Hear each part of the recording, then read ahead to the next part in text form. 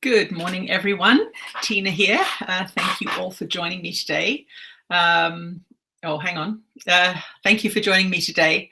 I have a very active environment right now, so I'm using headphones in case Delphi barks. We will just ignore her if she barks. There's people doing renovations and things around, so she could get triggered there. Could you please type yes if you can hear me, so that I can move ahead knowing that we are all connected. Thank you.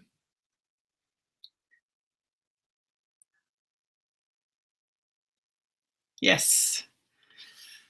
Yes, yes. Sweet. Okay. Oh, look at all the yeses. Okay, I got it. What announcements do I have to make? We had booked a spot in England, and as it turns out, we have had to change the location for various reasons, which I won't go into. So we are now holding the English retreat in Torquay. We've rented a beautiful hotel for 4 days called the Balmoral Hotel, and so we will be adjusting the web page and informing everybody of the change. If you have signed up and you don't want the new location, we will be happy to refund you the money. That's not a problem, but we just couldn't hold it there. Won't go to it. So if you go to the website and there's no English retreat there, that's why we're just taking it down and reconfiguring the page so that it's accurate for the new location. It's a beautiful location, equally lovely, a couple of minutes from a beautiful beach. So that's a really great benefit. As for everything else, I don't think there is any other business, except we're going to go to Crete in a couple of weeks. So if you get the last minute urge to head to the Mediterranean, we do have a few spots left where you can stay at a local Airbnb and come to the retreat during the day. So if you do feel moved, we still have a couple of spaces left. Let's see what Jesus has to say to us today.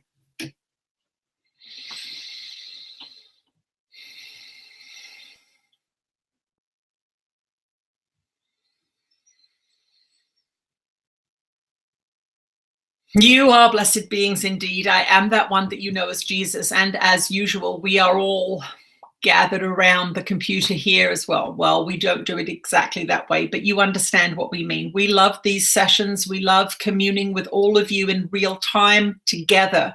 The fact that all of you are coming together to do this work, to open up your hearts and minds together, is far more powerful than you know. You have been raised in a linear and Newtonian science world, and it is simply inaccurate. It is simply untrue that you are alone and that the only way to affect the world is to do things in the physical. It is not the way to affect the world. The way to affect the world is to do what you are all doing, and doing it in unison with a large group such as this is more powerful indeed than you know. There are beings around the planet right now that are feeling better because you have all come together.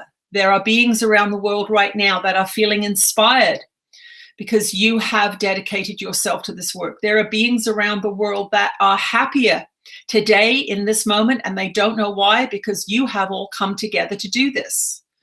You are a powerful, powerful, transformative force. And we really want to emphasize this, because so many of you still feel that you are doing this alone, still feel that the work you are doing is selfish or self-centered in some way, that you would be much better off doing something else, or perhaps that you are misguided in some way, spending 2 hours a day or 3 hours a day reading these books and these lessons and doing these practices.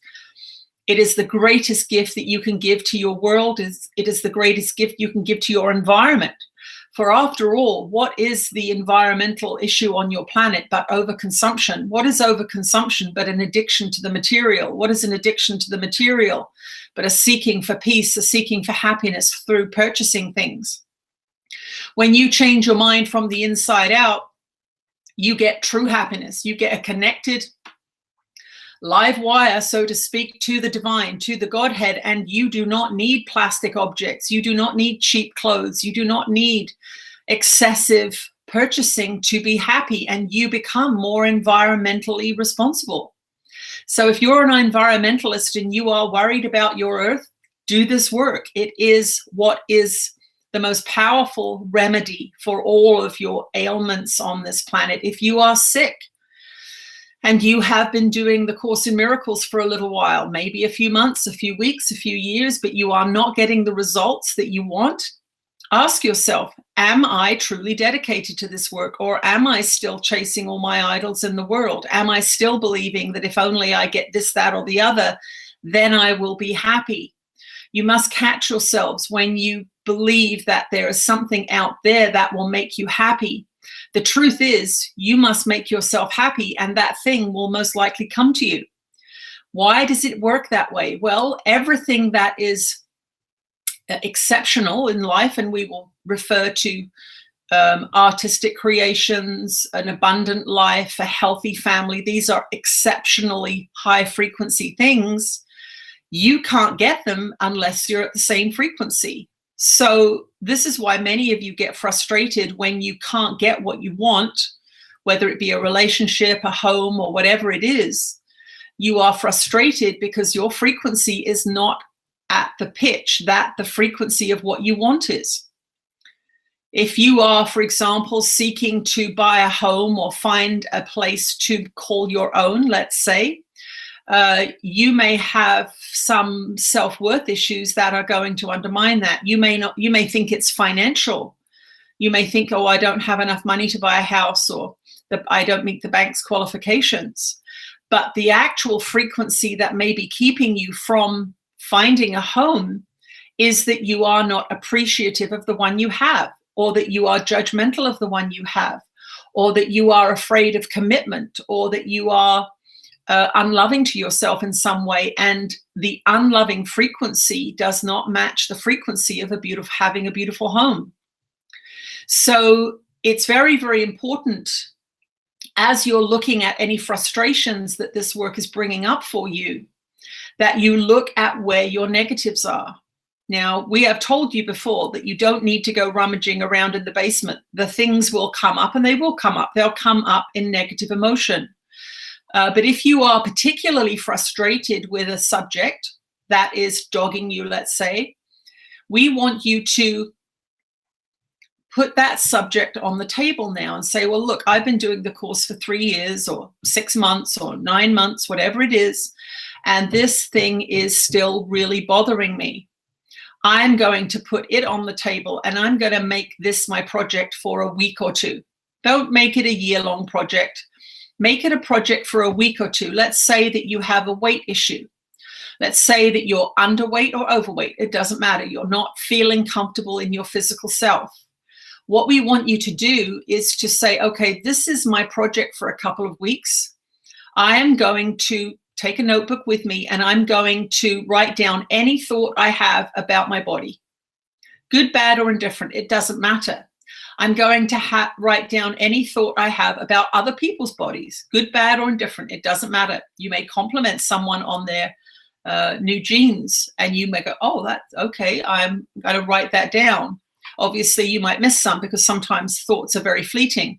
But if you've got an issue around maintaining a good body weight, you're going to have body image issues. And that means that you could be having body image issues about other people, because you are trying to get it out of your mind. Remember, the ego always projects anything that is causing a disturbance and blames and lays the guilt on another person. Now, the immediate reaction to this can be, well, what, aren't we allowed to compliment people when they look good? That is not what we are saying. What we are saying is you need to understand the thought patterning in your own consciousness.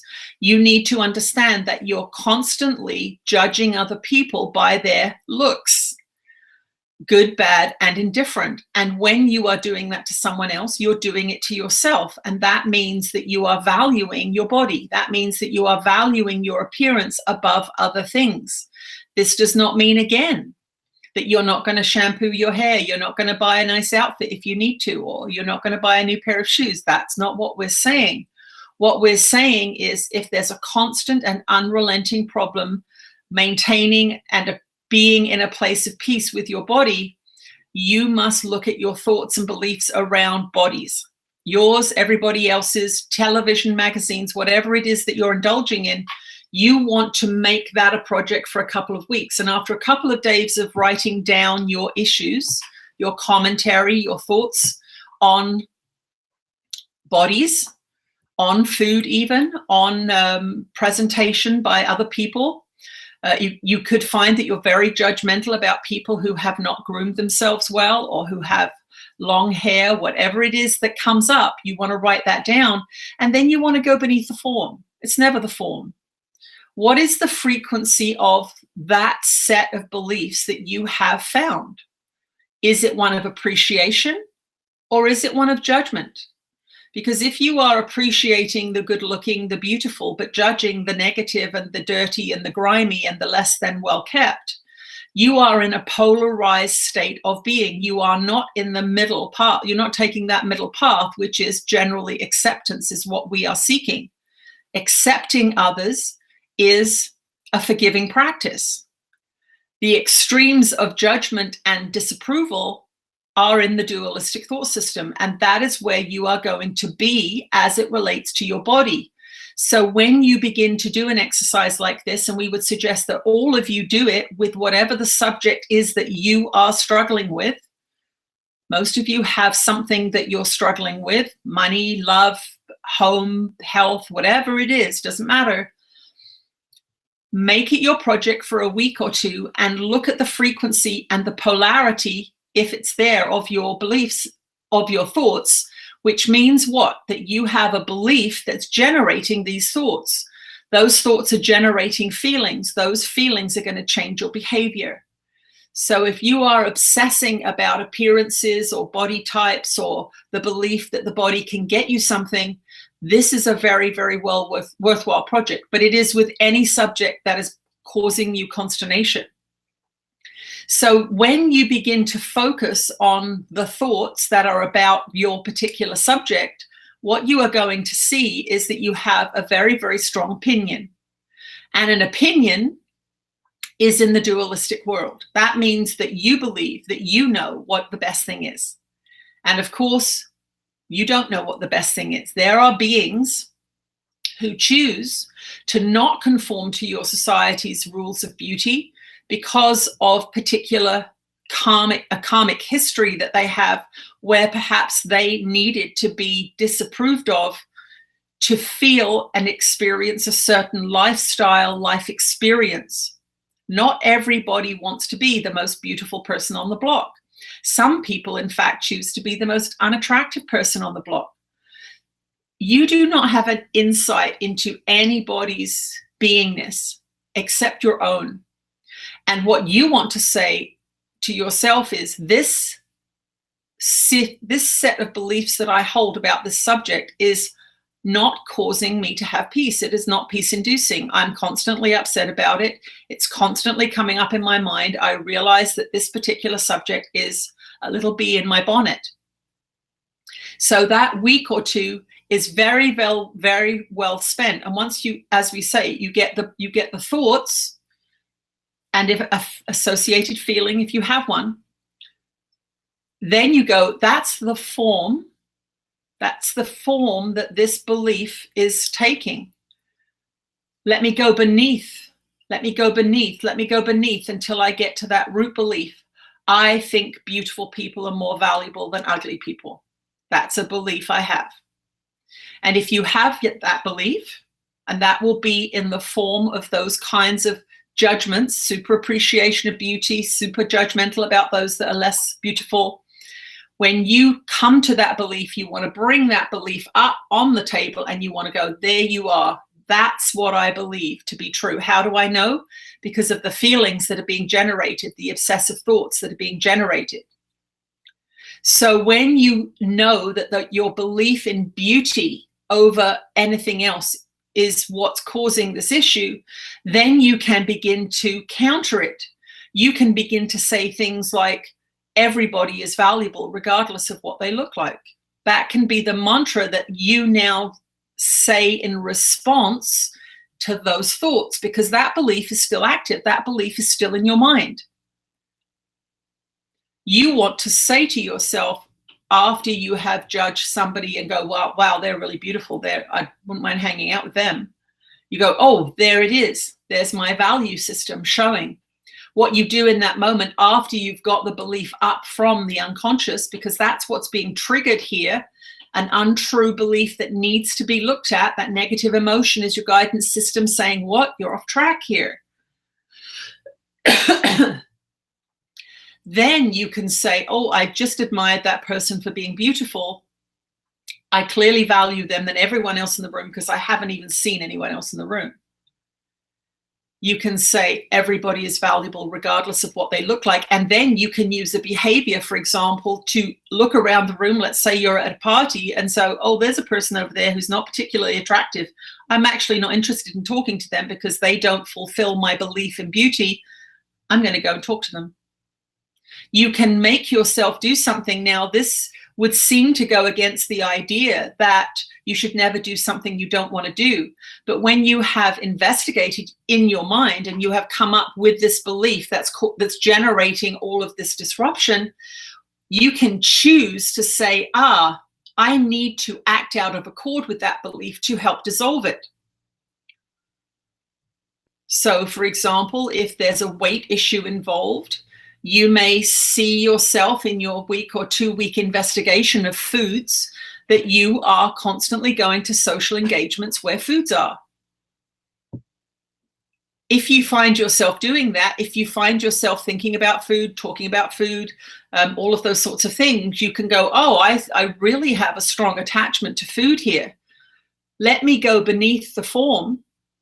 Beneath the form, it's not the food. What is it that the food gives you? What is it that the food does? Oh, whenever I have a feeling that I don't know how to handle, I want to eat something. That may be the thing that comes. Or it may be the belief that pleasure is more important than evolution. You may have a belief in your mind that says, I'm only here for a short time. It's going to be a good time. But you are living with the consequences of only ever making short-term decisions with your food. And so, sure, I'll have another piece of cake. Sure, I'll have another glass of wine. Yep, sure, I'll meet you for lunch. I'm not hungry, but I'm going to go anyway. You may find that you're paying the price for a belief in pleasure over evolution. It's never the form. Remember, it's never the form. The form is how the ego's projections hides the truth from you. Because everybody says, well, then if I just go on a diet, then I've solved my problem. The weight's the problem. No, that's the form. That's not the problem. And if you deal with the form as the solution, the problem will just rise up somewhere else because you haven't gone to the root of the problem. It's a belief about pleasure over evolution. It's a belief in the value of indulging yourself because you only live once. Those kinds of phrases give you a clue about what you believe. So remember, when you're going on this kind of investigatory journey, you want to say, it is not the form. It is not that person. It is not it is beneath that. Keep going beneath the form until you get to that belief and you go, there it is. I am vain and I like people who are pretty. What does that mean in truth? It means that you are materialistic, and it means that you are valuing the physical over the spiritual. This is an important belief to catch. And we are not here to judge you, and nor should you judge yourself. And nor should you say, well, aren't I allowed to like beautiful things? Of course you are. But there is a healthy way of doing it, and it will not cause you pain. It is only when there is a deeply entrenched distortion in your mind around a particular subject that you would even have a reaction to us saying that. If any of you have had a reaction to us going through this about food or about beauty, that visceral reaction is your red flag that you've got something going on in your belief system around that particular subject. If you listen to those two examples that we gave and you had no response, you were just observing, oh, that's an interesting subject, I'll make notes on that. then you probably don't have any issues about beauty and food, but most of you do. So we gave you a little example there so that you can systematically work through whatever it is that's bothering you. And for some of you, it can be the course. For some of you that are perfectionists, for some of you that are ambitious, for some of you that are what you call nitpickers, you can be very frustrated with the course because you have not completely mastered it yet. And you've been at it for 2 or 3 years and you think, I should have mastered this by now. And your perfectionism will cause you distress. It will mean, I can't understand this. Why can't I understand this? We want you to just chill out with the course as a part of your life without ambition, without setting goals, without saying, I've got to get this nailed by X month, February. I've got to get this nailed by February. We want you to see every single upset you have, every single frustration, and about the course in particular, to show to yourself, to help you see that you've got an issue around this. What's the issue? Go beneath the form. It's got nothing to do with the course. It's got to do with your perfectionism, or it's got to do with your always having to be the best in class, or it's got to be this idea of not liking to be the beginner. This is a subject that causes many people trouble in your society because they do not want to have to learn. They feel that it's humiliating, it's humbling. And the ego, if it's been in charge, which it has, of course, before the course, it doesn't like to be a beginner. It doesn't like to be seen as incompetent. It doesn't like those things. So once again, we go back to this fundamental teaching here. When you get a negative emotional response to anything, particularly if you're feeling it over and over again, that's your little red flag that you've got a belief in here that's out of order, that's not in accord with God's will for you. God's will for you is to love everybody because they are all God's children. God's will for you is to offer up your talents, your love, your expressions, your self-expressions to share with the world. But if you're defensive and judgmental, you can't do that. If you believe that some people are above other people, you can't do that because you will not share equally. So we want you to be like the sun. The sun shines on the saint and the sinner, the rich and the poor, and everybody gets to enjoy it exactly the same. We would like you to see your purpose here as shining like the sun for everybody. We will return shortly. Where are my glasses? Shine like the sun. That's a nice thought. Let me just have a little slurp of my tea, my Sedona mug.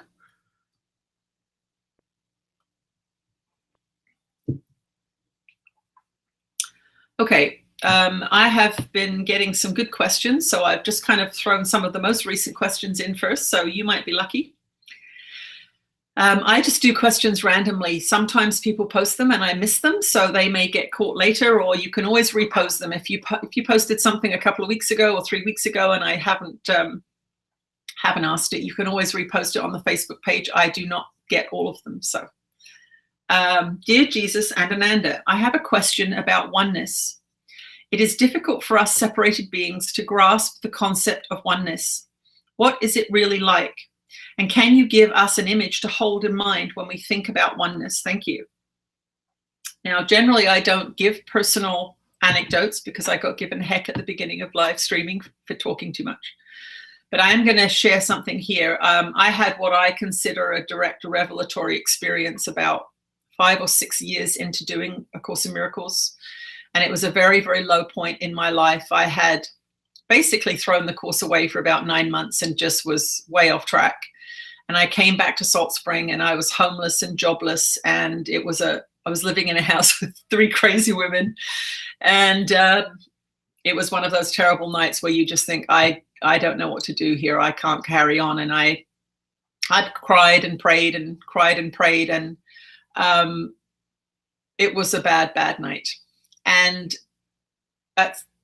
after about 2 or 3 hours of this sort of, I'll say, semi-hysterical upset, I was laying on my bed and I was lifted out. My consciousness was lifted out of my body, and my eyes were closed at that time, but I was awake. And I say I was held in the arms of God.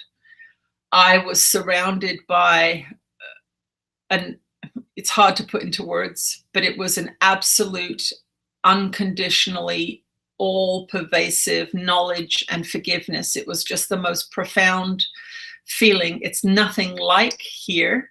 It is one of those experiences that I go back to. If I ever got a bit disillusioned or confused, I would go back to that experience, and I would realize that we really have no idea of the power and absolute love that we come from.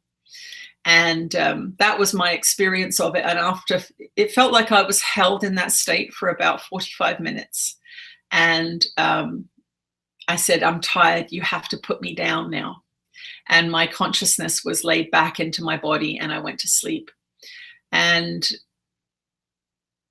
the next morning, I basically prayed and I said, I will accept everything that you give me. I'm not going to argue anymore. I will accept any person, place, or thing that comes my way. I can't do this by myself. But it was an amazing, amazing experience of oneness that I've never forgotten. As I said, kind of hard to put into words, but let's see what Ananda has to say about oneness.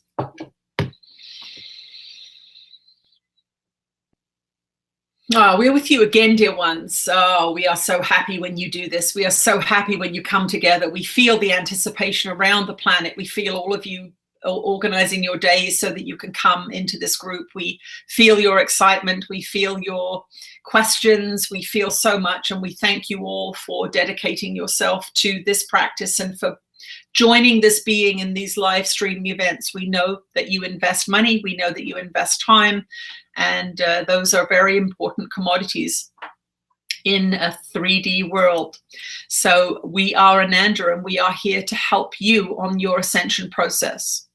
Oneness is very, very hard for you to understand because you are so deeply separated. There are moments when you feel it, when you lose time. That is the closest that you will come to perhaps holding a newborn baby that is yours, or a grandchild, or a niece or nephew. That moment when you hold a baby in your arms and you are overcome with joy or fascination or appreciation. But truly they are a sad, we can't even say second place. It's a sad 100th place from the oneness that you will feel when you are truly connected to the divine. It is what motivates those beings that you call yogis. When you look at those beings and you think, how do they dedicate so many hours a day to their practice? It's because they are experiencing that oneness, and this world truly is nothing compared to it. When you have that kind of experience, the small trinkets that this world offers you are like plastic beads that you would look at and go, it's not worth my time. Why is it so hard for us to give you an image? It would be the holding of your brand new baby. It would be the immersion in a beautiful piece of music. It would be the sitting in your garden in August, looking at all the flowers that you've planted in their peak of perfection. But it is nothing close to what it really is. We asked our dear one to tell her story because she has had this experience. And this experience at times is given to you on your journey like a carrot to let you know that this world is not worth all of your attention. This world is not worth all of your seeking. This world is not as satisfying as true reality, which is your oneness with all that is.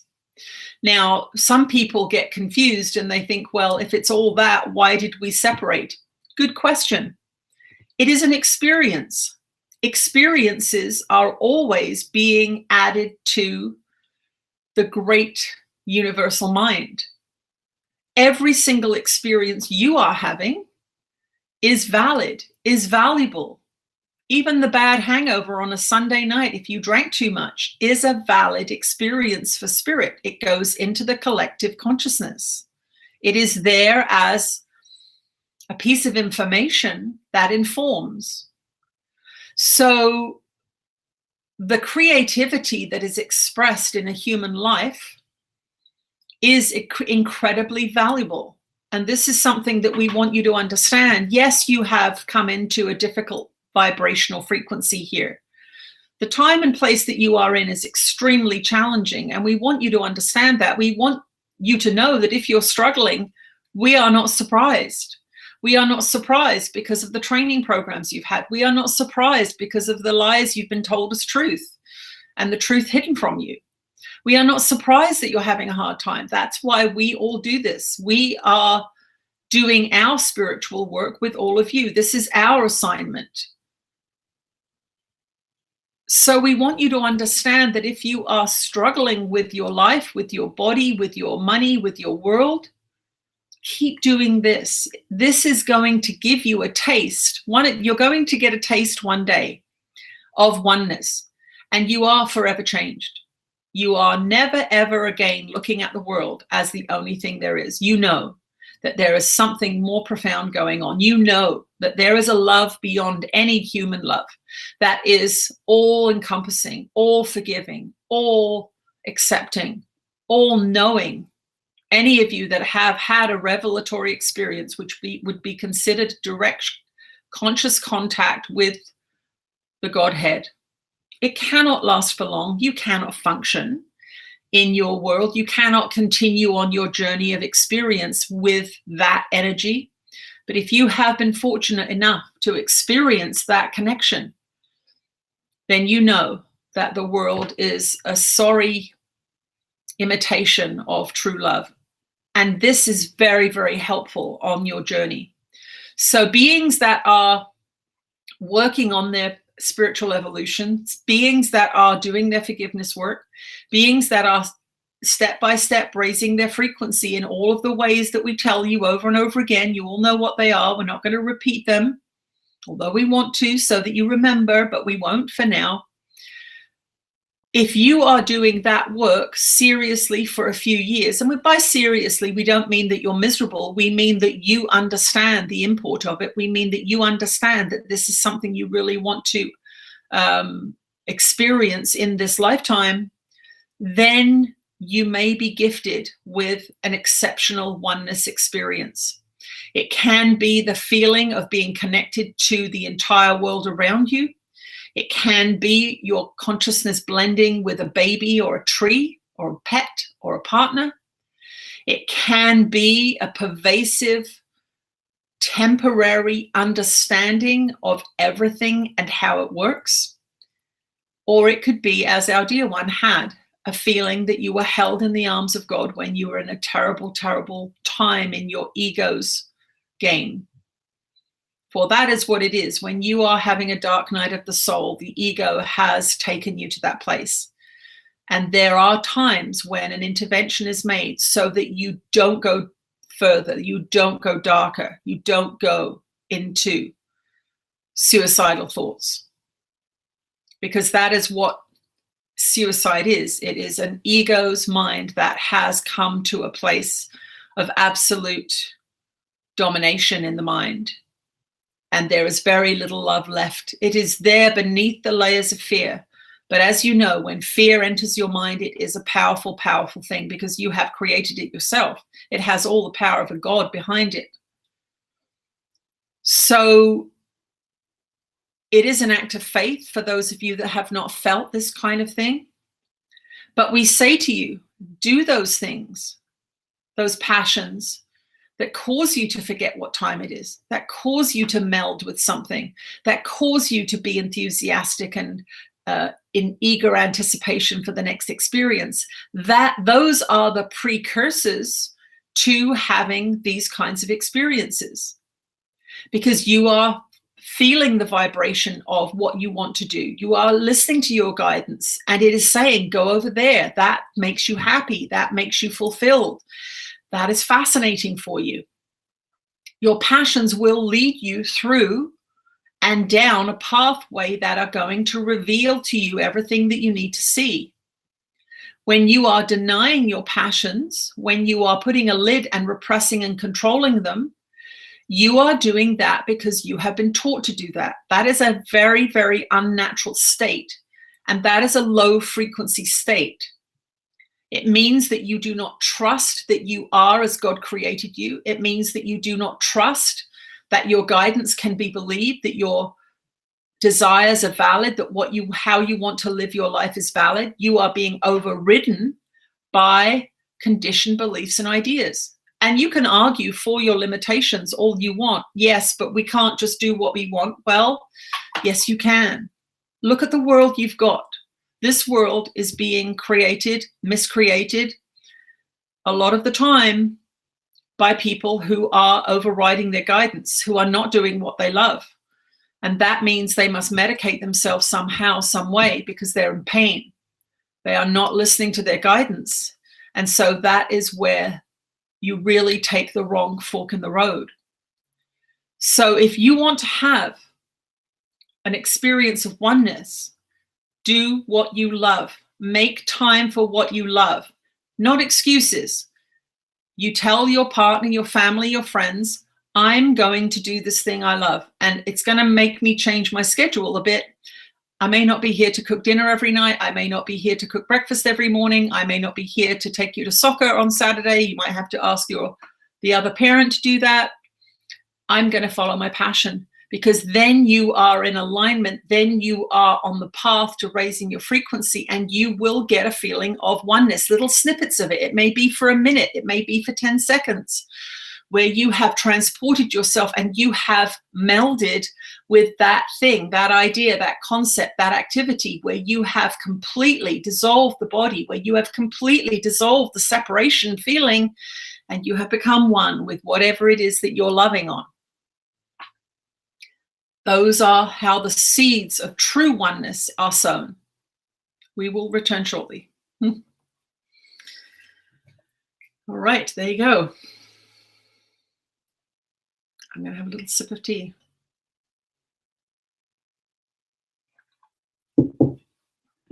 I'm going to have a look at your comments. Can Jesus or Ananda help me be able to meditate? I have tried everything and nothing works. Let's see what Jesus has to say about that. We'll do a little spontaneous question.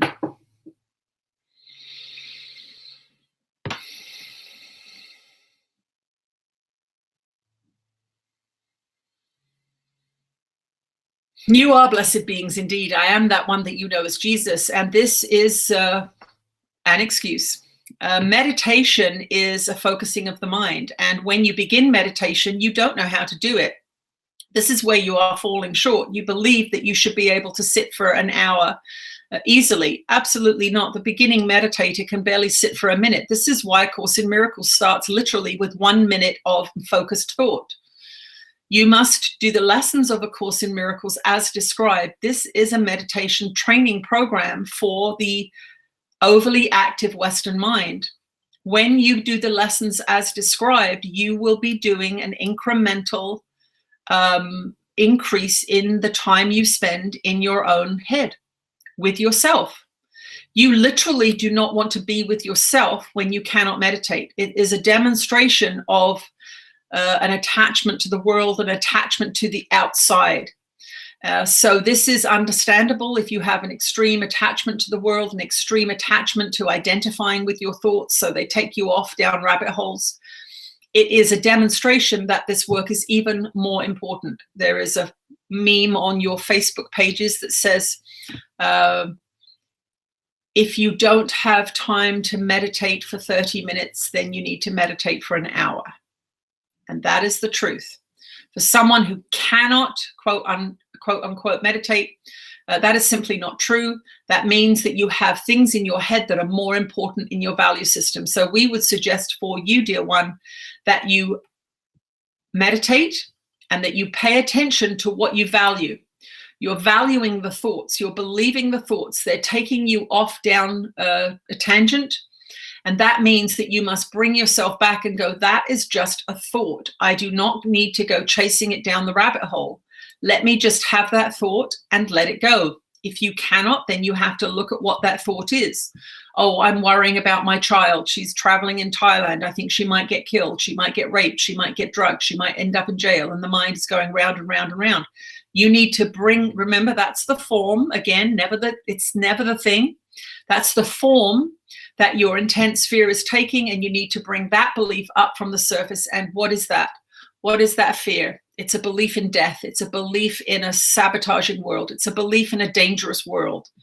So whatever you observe yourself following, because if you can't meditate, you are allowing a thought, an idea in the mind to take you away from the present moment. You are saying that thought is more valuable than meditation. And that in and of itself is a demonstration of your beliefs. You believe that that thought is more important than meditation. That's the belief then that you have to put on the table. Do I believe that random thought about the tire, my spare tire in the car, is more valuable than meditation? Actually, no, I don't. Then stop doing that. Then stop acting as if it is more important. You must really call yourself on your own stuff here. You must say, what is it that I am thinking about that I believe is more important than meditation?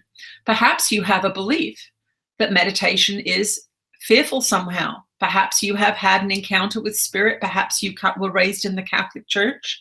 Perhaps you believe that the interior world, the attempting to communicate with spirit, is dangerous. Then that is the belief that you need to bring to the surface. You will find it will come up in the thoughts you have when you're meditating. So for that person, we say, sit down and meditate and see what your mind is telling you. See what your mind is telling you. What you must understand is, if there are thoughts in your mind like, I can't meditate, I'm no good at this, I can't meditate, I hate this, I need to move, I need to move, this is a waste of time, then each one of those statements is a red flag for you to go beneath it and go, what is the belief here? Oh, I don't think meditation is actually that valuable. And no, we cannot help you do it. We can point you to the importance of it. We can tell you how to use your overactive and disturbing thoughts to direct you towards more peace. But we have designed a course for those of you that have trouble meditating. It's called the Lessons of A Course in Miracles. By the end of A Course in Miracles lessons, if you do it the way it's described, if you discipline yourself to practice those periods, then you will come to the end of those 365 days with the ability to sit in silence, in meditation, peaceful, for 30 minutes, morning and night. If you have done the Course in Miracles lessons and you still can't meditate, then you did not do the lessons as described. You used excuses, you forgot, you didn't bother, you couldn't do it, your mind's too busy, your life's too busy, everything else is more important. You have then demonstrated to yourself that the world is more important than your spiritual evolution, and you must go back to the beginning and start with 1 minute, as it does in those early lessons. We will return shortly. Oh dear.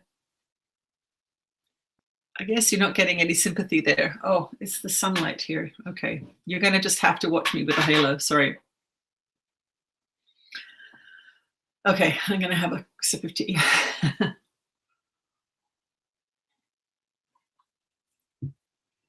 If there are any of you that have not been able to get on the live streaming Facebook page because I have not returned your friend request, I get so many that if I don't know that that's what you're friending me for, I really need you to, if you've friended me a month ago and I haven't answered, cancel the friend request, do it again with a message saying, I want to join the live streaming group. I forgot to post my link last time, and I apologize for that, but that's because I don't have Facebook on this computer and I don't want to have Facebook on this computer. But if you want to get on the Facebook page and you have friended me and I haven't responded, cancel it Send it again at the end of this session. I will go to Facebook after this session and I will respond to those of you that friend me. And it's Tina Spalding. It's not the Tina Spalding Spiritual Art. It's Tina Spalding, and you will see a picture of Sedona with a lightning flash, and me. The profile picture is me sitting on in Sedona. So if you do it after this session, because once again, I don't know if you don't send a message, but I will go straight to my Facebook page after this session, and I will respond to those of you that friend me and put you on the Facebook page today, I promise. There's a lot of things I have to juggle. So I have confusion regarding two teachings. If an idea is restrictive, limited, fearful, it's not of spirit. In order to choose something, there will be an enthusiasm to it, and I should, because I have sat down recently to write down and examine why I hesitate to move in with my partner. I have meditated on it and prayed on it for months, to the point I'm a little desperate for an answer and to move forward in my life. The story my ego is telling are stories of past trauma. I'll be hurt, I'll be trapped, I'll have made a huge mistake. These are the limited restrictions of the ego. However, there is also a feeling of, I don't know if I want to do this with him. I love and need my freedom, and he is much more of a family obligation type person. This is not me. I cannot seem to discern the difference between the two feelings. One is obviously ego fears, and the other feels like a nipping at my heels nudge. Can it be that my ego is wanting me to make a decision that is aligned with my spirit? Can that ever happen, or are they always mutually exclusive? Very, very good question. Let me have a little sip of my tea here.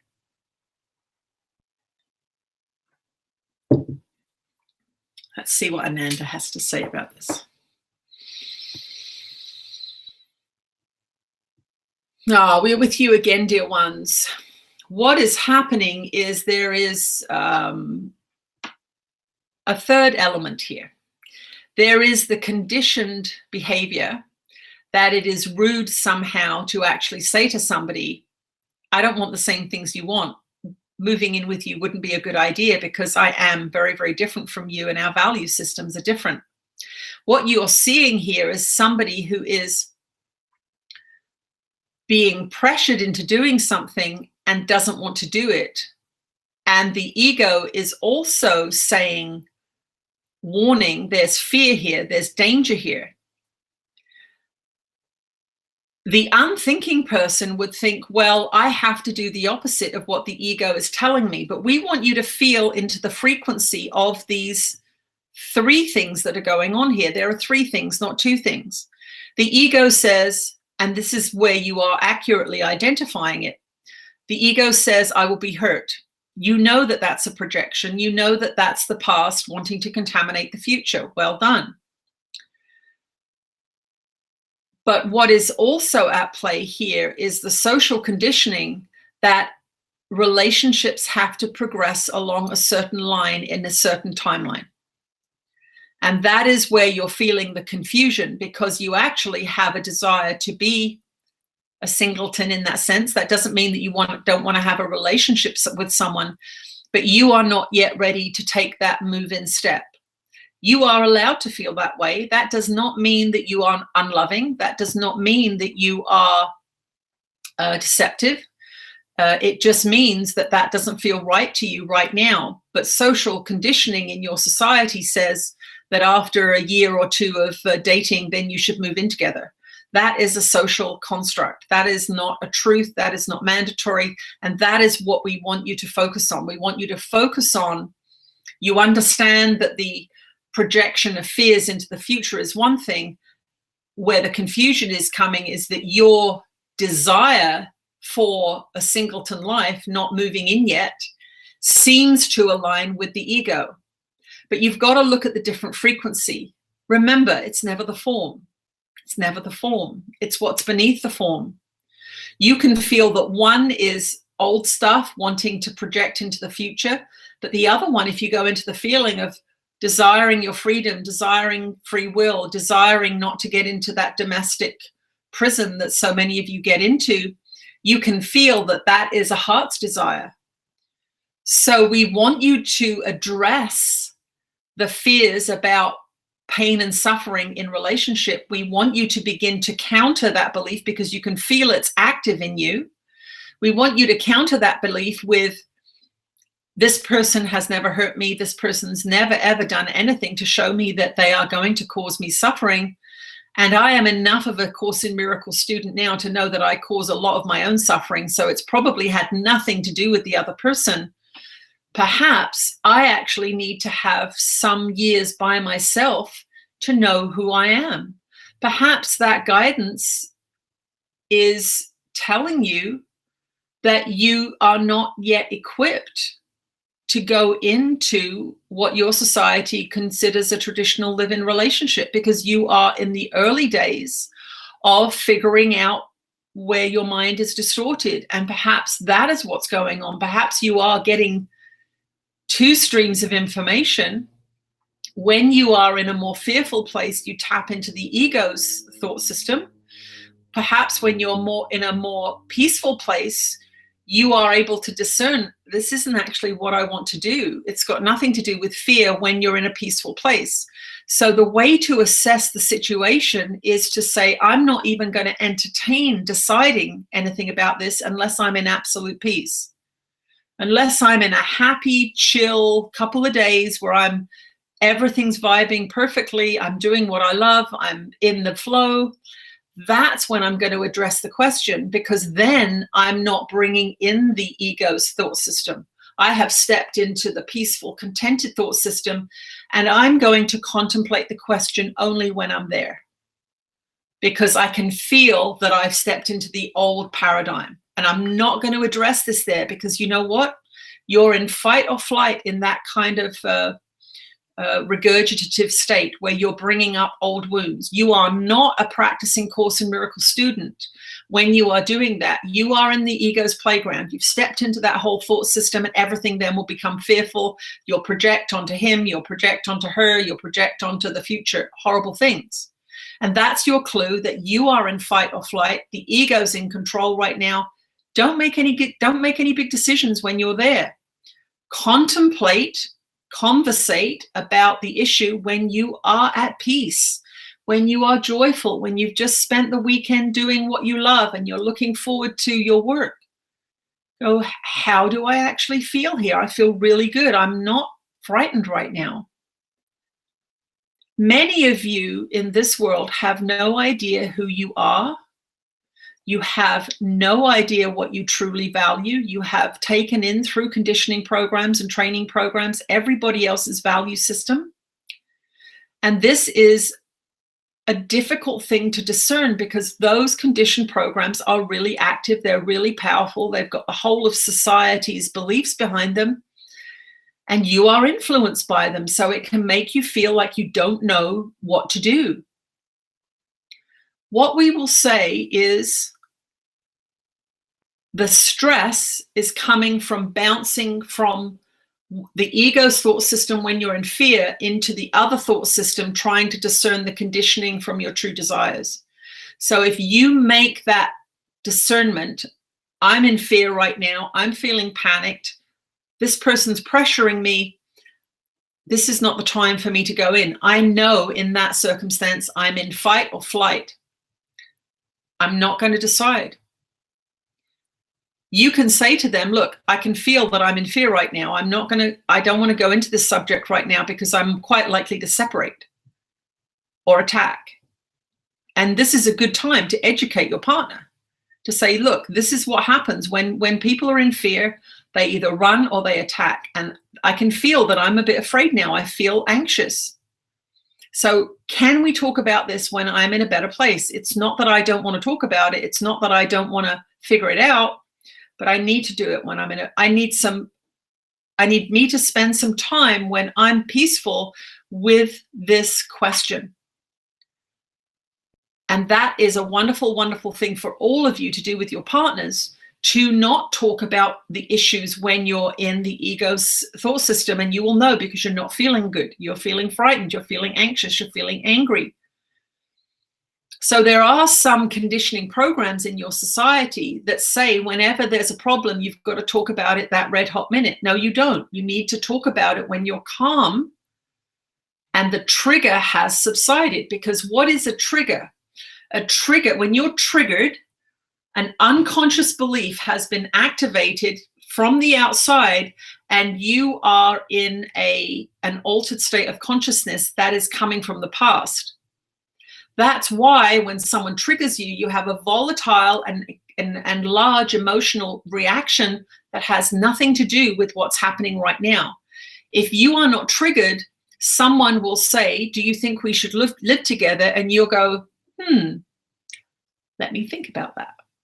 If you have a belief about relationships and living with a member of the opposite sex, if that's what's going on, if you have a strong negative belief and someone says, I want you to live with me, the thing that's never been addressed is going to come up. And that's what the situation is for. It's never about the form. Remember, it's not about living with the person. It's about that statement bringing up in you your terror. Your terror is your homework. The fear is the homework. The projection is the homework. So if you do that, you are going to feel your stress levels go down. And if you think about it, if there is a timeline, if there is a pressure being put on you, then the underlying belief about that is that if I don't make the decision this person wants, they will leave me.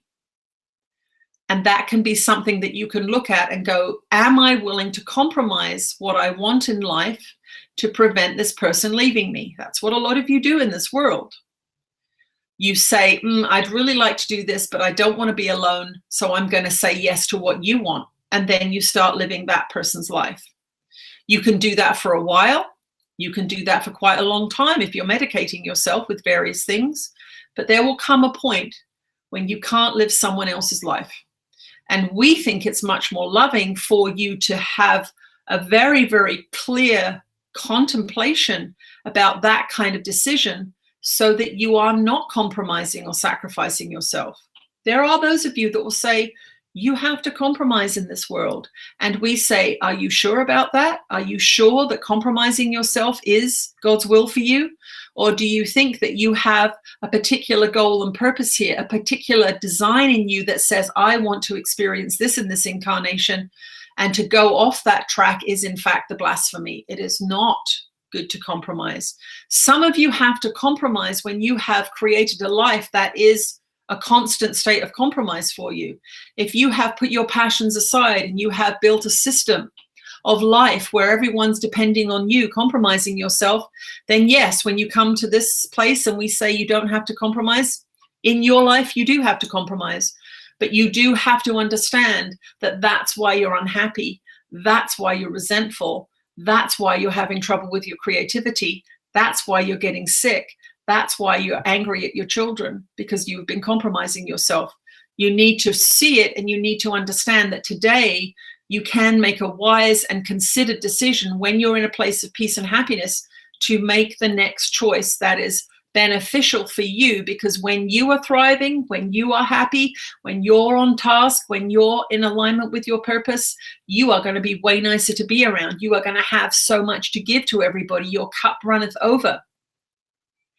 But the idea of sacrifice and suffering must be addressed for this person. We will return shortly.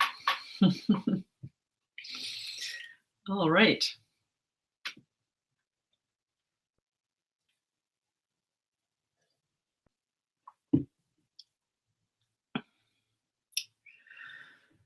Oh.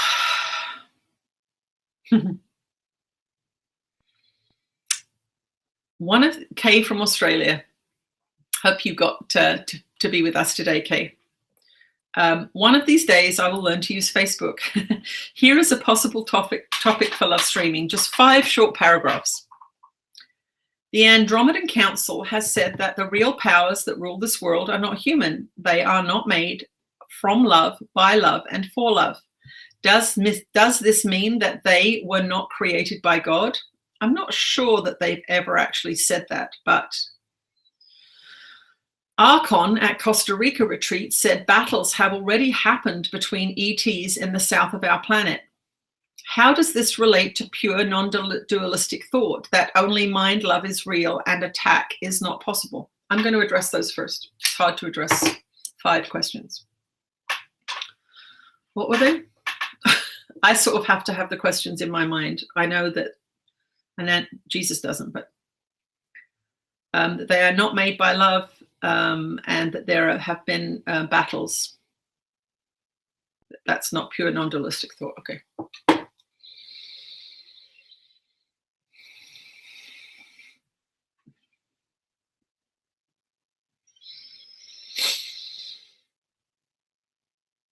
You are blessed beings indeed. I am that one that you know as Jesus. And one of the reasons that this teaching is coming through this being is to lead you from dualism into pure non-dualism. For most of you, that's a great leap. And there have needed to be many questions answered and posed and responses and back and forth.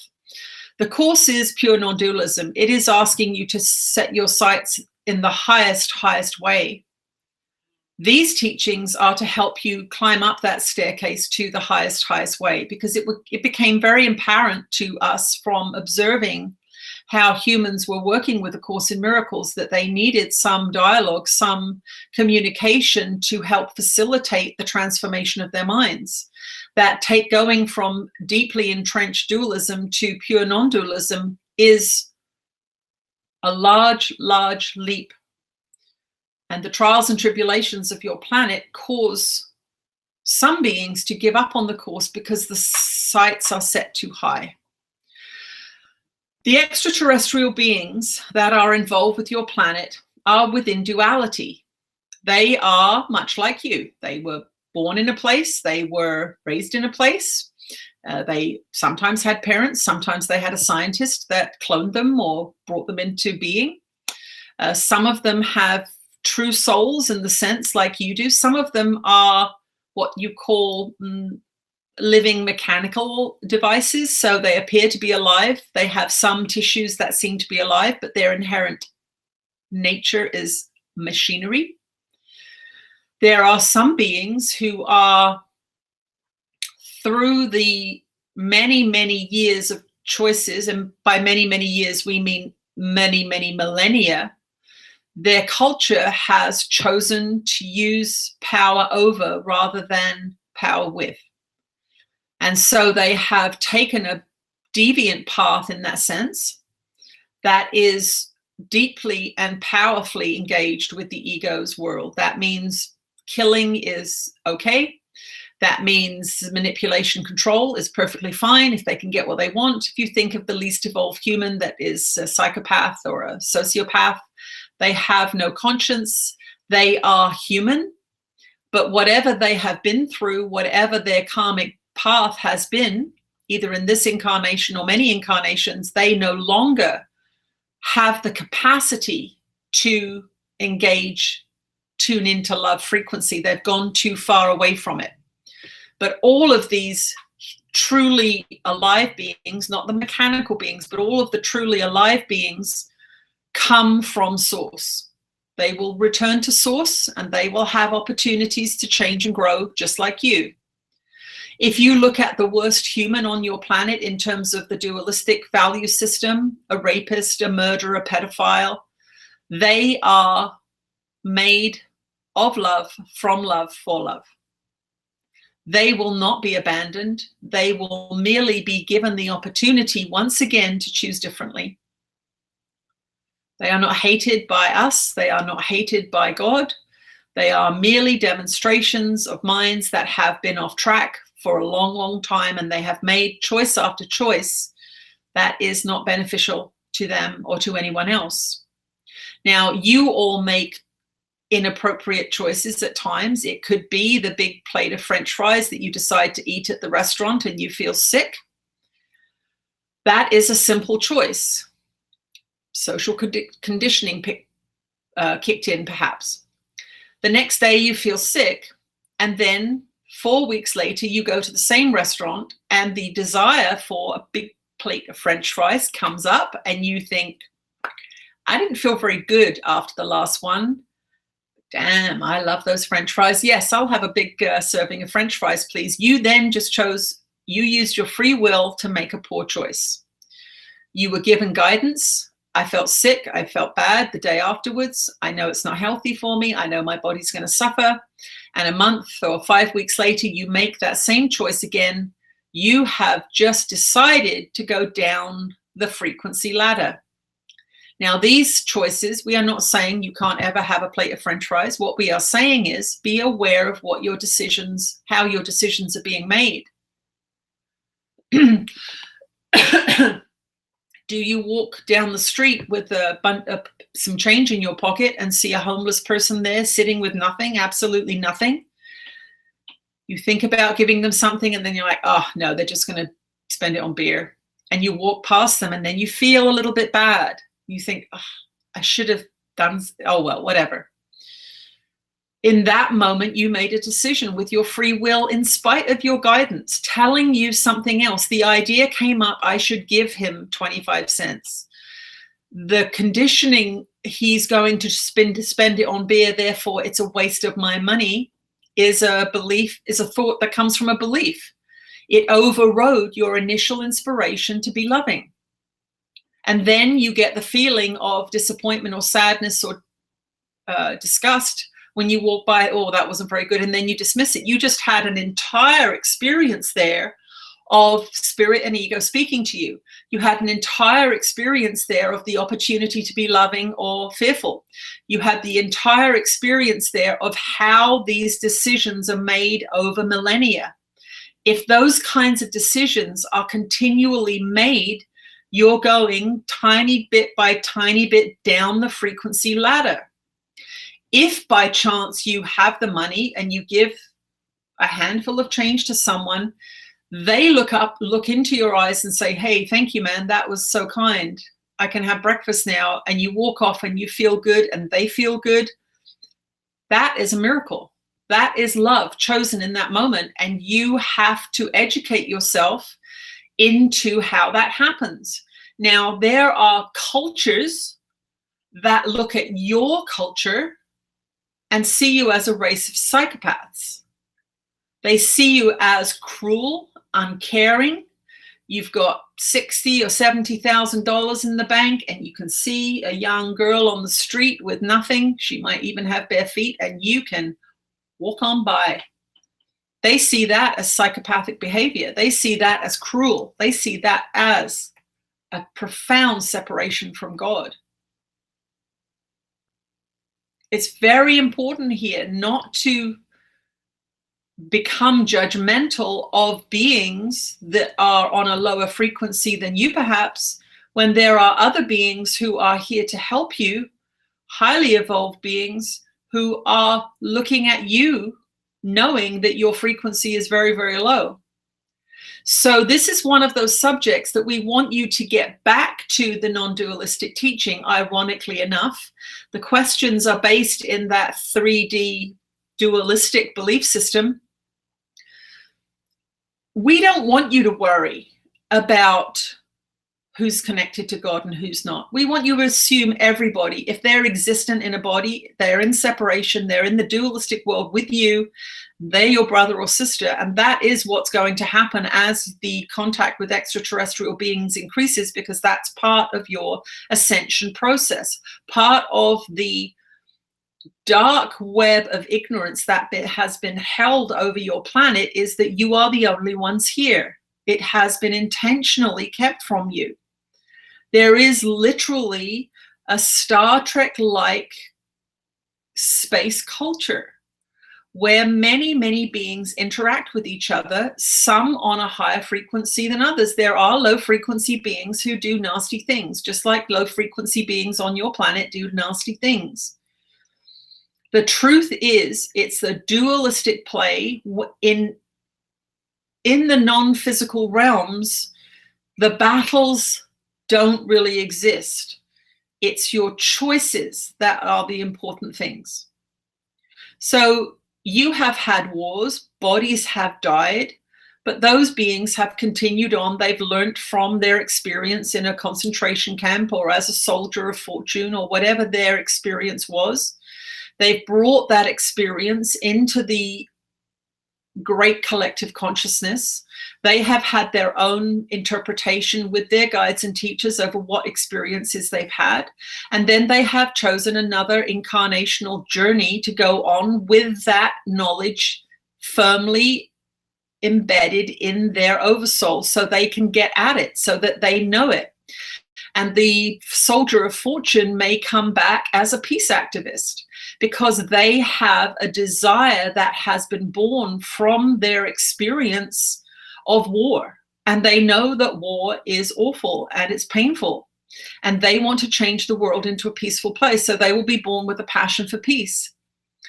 And the journey that your society on now is in a particularly precarious place because the conditioning of ignorance that you have all been subjected to around extraterrestrials in particular, amongst other things. There's a lot of things that you've had very, very poor teachings about.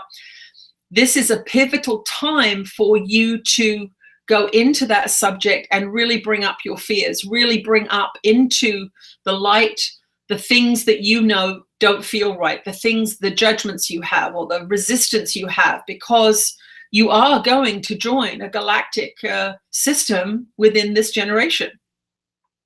And that is what is going to happen. So these questions are really good, really good. Your homework is to stay in your lane and ask, why am I thinking about this? This is the form, but what's beneath the form? Am I wanting to apply my judgmental rules about humans onto extraterrestrials? Am I trying to perpetuate separation here? Or am I looking for love? Am I looking for a way to connect? Am I looking for a way to heal? You'll know by how you feel. So that is your homework. It's, if you have a developing obsession with figuring out the extraterrestrial component, it's a natural thing to be arising in all of you now because of the transformations and the disclosures that are going to be coming to your planet. Your spiritual guides and teachers are going to be saying to you, you need to look at the subject. You need to figure this out. But with that subject, you do exactly the same thing that you do with a fellow human. Why does this person frighten me? Why does this person upset me? That's the form. What's going on underneath? I'm fearing death. I think I'm going to be killed by a reptilian. Okay, bring that belief up. Why do you have that belief? Who taught you that belief? Do you trust the people who taught you that belief?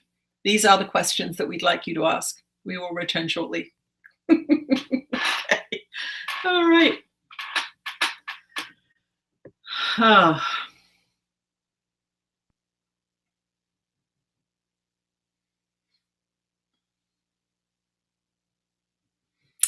Okay. Wow.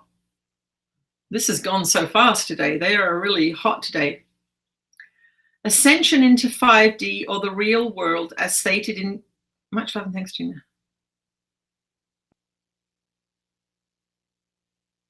Let me just read this. It could be wrong. Ascension into 5D or the real world as stated in A Course in Miracles, and where our guides and teachers, including Jesus, reside, is it the same as what ACIM's goal of awakening is? Or is the real world and 5D just another level of the dream? Good question. All right. We're with you again, dear ones.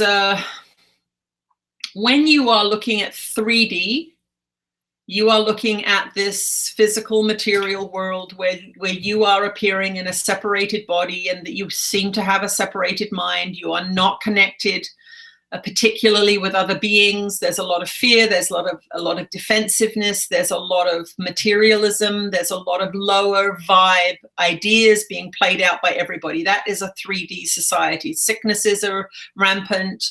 Wars are rampant. And that is a clue that you're in the lower realms of 3D. So your world right now is in the lower realms of 3D. But there's a growing section of the population that is learning through the dissemination of teachings like this, that if you keep focusing on the 3D, that's what you're going to get more of. So it started in strength in the hippie culture of the 60s, where free love and breaking free of the system was really, really beginning. There was another reassertion of control to try and get that to stop. And so what you'll see a wave of increasing love, and then the system trying to break it down, a wave of increasing love and a system trying to break it down, trying to control it. So you're seeing this in things like losing freedoms around education, losing freedoms around health choices. Your vaccination program is a very good example of increasing impingement upon your free will and increasing toxification of the physical, mental, and emotional realms, so that you are not as clear and strong and free as you need to be. That's exactly what that system is. So it has been increasing because the desire for freedom is increasing, which is this galactic escalation that's happening. So you have an increasingly loving, high frequency vibrational soup in which you are sitting, and you are all getting the increasing desire to get rid of your old stuff. You don't want it anymore. You don't want your family's sick traditions. You don't want your society's polluting activities anymore. You don't want war anymore. And many of you are actually beginning to stand up and get off your couch and go, something has to change. I've got to do something here. And that is coming from deep within the collective psyche because of the shift and the end of spiritual season, which we talk about, but not too much because it frightens you all. You are coming to the end of a spiritual season, and your soul, your oversoul, your guides and teachers are saying, you need to get on this. There are things that you need to look at, and you know you need to look at them. You keep putting them off. You keep avoiding them. You need to make some decisions here about how you're going to live your life. How do you want to live your life? You are the creator. Yes, you have all of these contaminations, but now is the time to say, yeah, I'm afraid to quit my job, but I don't want to go anymore. I'm afraid to go and learn how to train horses, but it's the only thing I care about. I'm going to do it. I don't know how it's going to work out, but I really am not interested in anything else. Whatever your thing is, it's the time to listen to it now. What that is you getting up into the higher levels of 3D, where you're still in a separated body. You still believe you're an individual. You are still believing your thoughts are secret. You still believe in death. You still get sick, but you are now heading up towards the higher realms of the 3D matrix. Now, some people want to know, what happened to 4D? Well, 4D is a decision-making place. 4D is when you begin to choose love. So in the 3D world, you're choosing the physical material. Once you get into the higher realms of 3D, which is where a lot of you are now, you now become a being that is not of the world. So you've gone from 3D to 4D in that sense. You are still here, but you are not here in the way you were when you believed the world hook, line, and sinker, when you got caught up in the dramas, hook, line, and sinker. You are now making decisions from the heart, and the 5D world is a physical world, but it is a world that is manifesting from the fourth dimensional choice of love. So it is what the Course would call a happy dream, the happy dream. You are still in a physical body, but you are going to begin to experience the true capacity of your mind. You're going to begin to experience the true capacity of community, the true capacity of love, the true capacity of your mind to heal your body, the true capacity of these things. So it's going to be a much more pleasant experience, because you have gone from focusing outside of yourself in a defensive or unloving or fearful way, or a grasping, ego-driven way, up through the heart, until those choices, those internal choices that you are all beginning to make, begin to manifest a new society. Because the more of you that are doing it, the 3D world is going to have to come down. The 3D world is going to come down, but it's going to come down in concert with the masses of you that are choosing love, and you are not going to suffer. It is the 3D world that makes you suffer. It is the war, it is the poverty, it is the cruelty that's making you suffer. So when you actually see the 3D world crumble, if you have been raising yourself up into this love-based paradigm, you then are going to bring into physical manifestation a whole new society, but it will be different. How do you do it? You practice forgiveness. You practice love wherever you can. You get your money out and you share it if you get the urge. If you don't get the urge, don't. But if you get guidance to do it, do it. You take the course you want to take. You go to the country you feel like going to see. And in the end, you may go to the country you want to go see and you go, that wasn't all that great. But you know what? It's crossed off your passions list now. It's not distracting you now. That is part of leaving the 3D world, is going through your passions, going through your desires, and realizing that it wasn't all you thought it was going to be, and that you don't need to do it anymore. This is a mind that slowly becomes free from the material world and from the programming of your world. You have all been so programmed, and we will give an example here with our dear one in terms of tropical islands. That was always her fantasy. And when she began to do this work and she began to be able to travel, she went to tropical islands and she had that experience, and she realized they're really lovely, but after about 10 days, it's kind of boring and hot and you don't want to go to the beach anymore. So her fantasy about tropical islands has been alleviated. It's not been relinquished through a struggle. She followed the passion, she experienced it, and she thought, okay, I don't need that anymore. She becomes more free. That part of her mind that believed in that idol of the tropical island now comes back to her, and she can use it for something else. And that is what the early stages of most of your journeys through A Course in Miracles is going to do. You begin to let go of the value list. You begin to say, oh, I like that. That doesn't really interest me, but you go into it for a little while. It could be seen as a sidebar or a detour, but it's not a detour. It's you learning that the idols you have in your mind, that you've been fed, that you've been marketed to, that you've been taught, it could be your parents, it could be your religions, it could be your TV. They aren't all they're cracked up to be. And when you know that through experience, the discussion's over. You retrieve that part of your mind and it now becomes yours again to do with what you choose. And so that's the process. So we hope that helps you understand.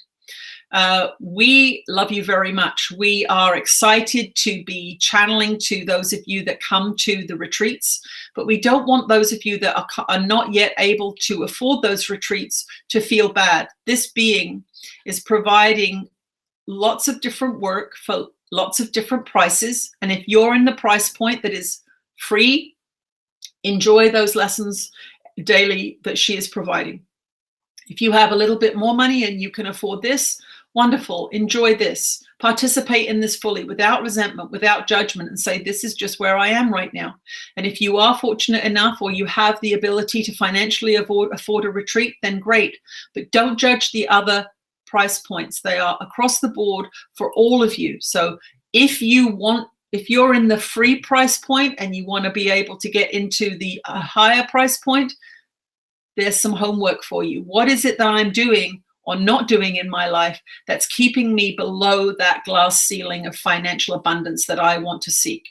We want you to know that we love all of you. We want you to know that you are all supported all of the time and that your work here is profound and it is important. We love you very much, and we will see you again soon. I love you guys too. I wanted to thank you all for your participation in my crazy old life. And I will be doing a session next week on the 19th, and then I will be going to Crete. So some of you, I'm sure I will see in Crete. Thank you all for coming. I'll see you again soon. And I'm going to go straight to my Facebook page now. So if any of you have sent a friend request and I haven't responded, please cancel it. go to Tina Spalding. It's my private page. There's a picture of Sedona there, and I will go to my Facebook right now and we'll add you onto the Facebook group. We will see you again next week. Bye.